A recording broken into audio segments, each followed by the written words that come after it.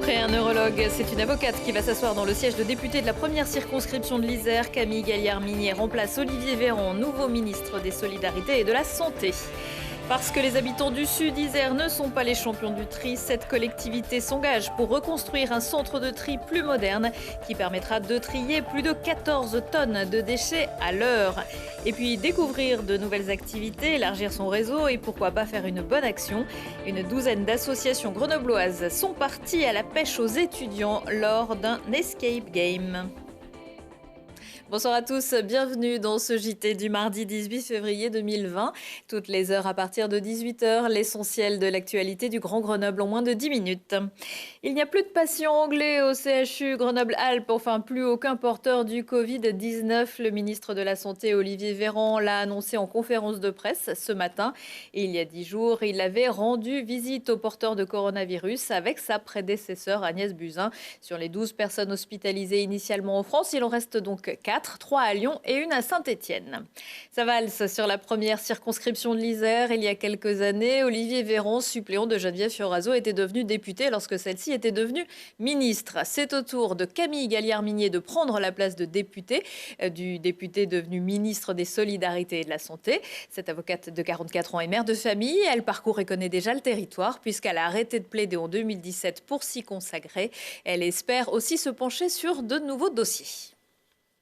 Alors, il y a des dossiers de circonscription qu'on avait commencé à travailler aux côtés de monsieur Véran, avec des associations grenobloises, avec le milieu économique, avec encore ce matin, j'ai discuté avec des parents d'élèves de la Tronche sur un problème de cantine. Donc, vous voyez, sur des sujets très, très concrets. Et évidemment, après, commencer à regarder des dossiers sur le plan national, sur des thématiques sur lesquelles j'ai envie de m'engager. J'ai été avocat pendant 12 ans, donc il y a le thème des prisons qui m'intéresse particulièrement et sur lequel j'aimerais faire des propositions en m'inscrivant dans ce qui a été déjà commencé à l'Assemblée et notamment engagé par Madame Abadi, qui est députée de l'Isère.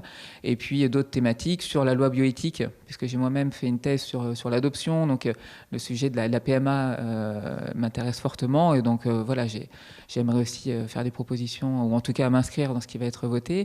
Et puis le thème évidemment de l'écologie, transition écologique, voilà, c'est des grands thèmes. Il va falloir évidemment affiner tout ça en fonction de ce qui va arriver ces prochains mois, mais voilà les grands thèmes sur lesquels j'aimerais m'engager. Et comme la loi le prévoit, Camille Gaillard-Minier rejoindra les bancs de l'Assemblée nationale dans un mois. Au jeu des chaises musicales, si Olivier Véran a également dû laisser tomber le poste de rapporteur du projet de loi organique de la réforme des retraites, il n'est pas perdu pour tout le monde et reste chez les élus isérois, puisque c'est la députée de la 6e circonscription de l'Isère, Sandra Motin, qui va prendre en charge ce dossier. Âgée de 45 ans, elle a déjà été vice-présidente du Perchoir entre juillet et octobre 2017 et avait même candidaté à sa présidence. Le volet organique de la loi a déjà été adopté en commission, mais sera ensuite examiné à l'Assemblée nationale. Mais ça, ce sera après l'examen des 65 articles de la loi ordinaire et ses 40 000 amendements. Autant dire que Sandra Motin a un peu de temps pour s'y préparer. Ceux qui restent et ceux qui partent, le maire sortant Éric Piolle a dévoilé ce midi la liste des 61 colistiers de Grenoble en commun. Plus de la moitié de nouveaux. Elisa Martin, première adjointe, est en 2e position. Gilles Namur, 3e. Parmi ceux qui sont déjà élus, Maud Tavel, Hakim Sabri, Yann Mongaburu, Lucille Lheureux, Emmanuel Carrioz ou encore Vincent Fristo. Corinne Bernard, Mondane Jacta, Laurence Compara, Fabien Malbé ou Marina Giraud-Delin ne font pas partie de cette liste. Parmi les nouveaux, des anciens socialistes comme Céline Dellatte, Laure Masson ou Anouche Agobian. Et puis à la 61e place, Jean Giard, 93 ans, ancien député et adjoint d'Hubert Dubedou. Plus beaucoup de temps pour les candidats à la mairie de Grenoble avant le premier tour des élections. Ce sera le 15 mars. Vous avez peut-être déjà été appelé par des sondeurs Ipsos pour vous demander votre opinion sur les uns et les autres. Il s'agit d'une enquête commandée par le Dauphiné Libéré et France Bleu Isère dont les résultats seront dévoilés lundi prochain, le 24 février. 9 listes sont en lice. Celles menées par Éric Piolle, Alain Carignon, Émilie Chalas, Mireille Dornano, Damien Berthélémy, Olivier Noblecourt, Bruno de Lescure, Catherine Brun et le Parti Popolitique. Un premier sondage en octobre donnait l'actuel maire sortant en tête des intentions de vote. À l'origine, c'était un fourneau où placer le récipient qui contient la matière de la pierre philosophale. À Tanor, c'est aussi le site du centre de tri et de l'usine d'incinération de Grenoble-Alpes Métropole. 7 territoires du Sud-Isère sont engagés dans une démarche de modernisation et de restructuration de ces équipements de la tronche. Un chantier qui permettra à l'équipement de traiter à partir de 2023 quelques 10 000 tonnes de déchets supplémentaires chaque année. L'usine d'incinération, ce sera pour 2025.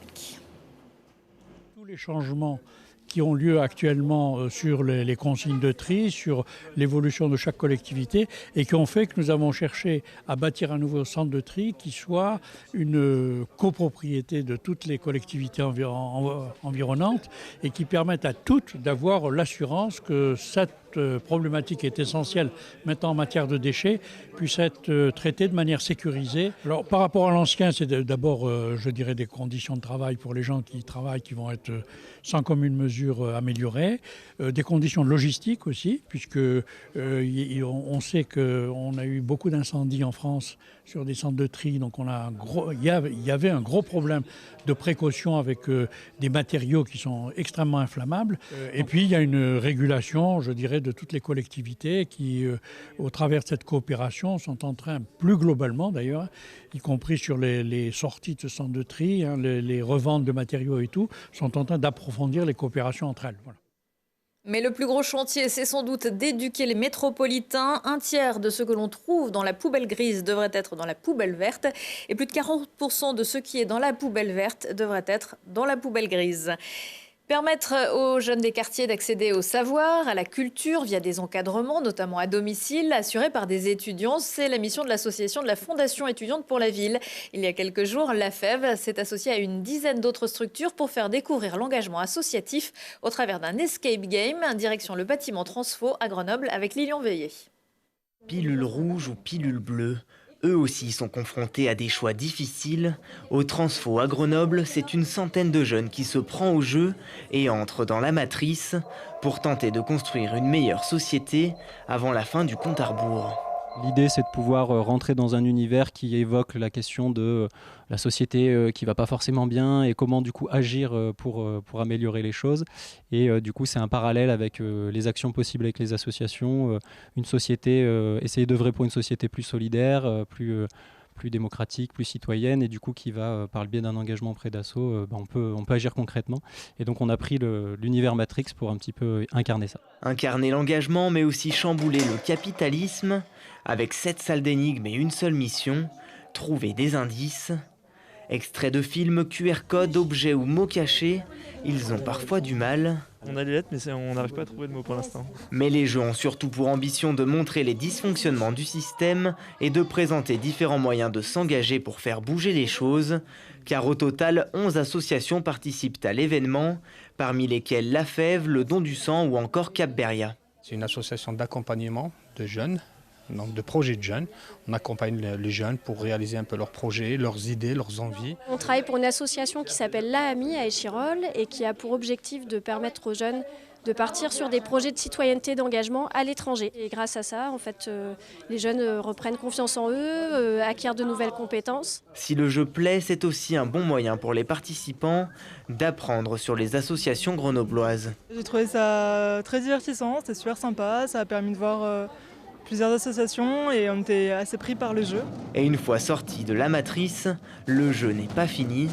Une représentation de la Batucavie les attend et les encourage à prendre les instruments et à rejoindre le mouvement. La FEV a signé en décembre dernier une convention avec l'Université Grenoble-Alpes, Sciences Po Grenoble et Grenoble IMP pour 2019-2020. Ce sont ainsi 350 jeunes qui s'engagent avec l'association contre 200 auparavant.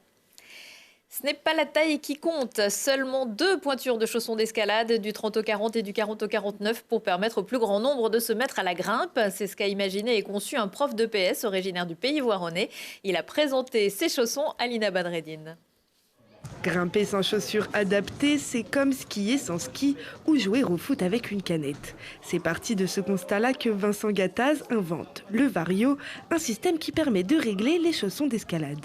J'ai fait des premiers prototypes très artisanaux, hein. C'est-à-dire j'ai pris des vieux chaussons, je les ai coupés, je suis allé voir mon petit cordonnier à Carrefour qui a été très sympa avec moi parce que il est parti dans l'affaire, il m'a rifté mes sangles et je suis allé avec ces chaussons les faire tester à mes collègues du lycée Édouard Herriot à Voiron qui les ont gardés et qui m'ont dit « Vincent, enfin, c'est vraiment une invention super ».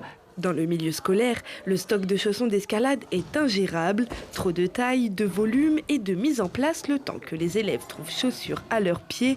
Le Variostrap propose lui 2 tailles, S ou L, du 30 au 40 ou du 39 au 49. Avec peu de chaussons, 16 chaussons, on peut animer une séance, une leçon d'EPS, une leçon d'escalade de la 6e en université. Une fois qu'il a eu la certitude que le chausson séduirait, Vincent l'a breveté, puis proposé à la société Neufa Climbing qui en a fait les premiers prototypes. Je me demandais quand même si on pouvait vraiment bien grimper avec ce chausson. Et en fait, je trouve que il va plutôt bien, il est très confortable. C'est vrai qu'il se règle facilement et je trouve qu'il est plutôt très bien. C'est très confortable, c'est ce qui est le plus important. Et puis il reste très précis, surtout sur l'avant des chaussons. Ce chausson multipointure est désormais fabriqué et développé par la marque EB. Ce chausson a remporté le premier prix InnoSport en 2019 qui récompense l'innovation dans le domaine du sport et de la santé. Le Pays voironnais lance un appel à candidature pour le prochain InnoSport qui aura lieu le 4 juin. Inscription avant le 27 mars sur www.innosport.fr. Prochain rendez-vous avec l'actu dans 1 heure et en replay sur telegrenable.net. Très belle soirée à tous.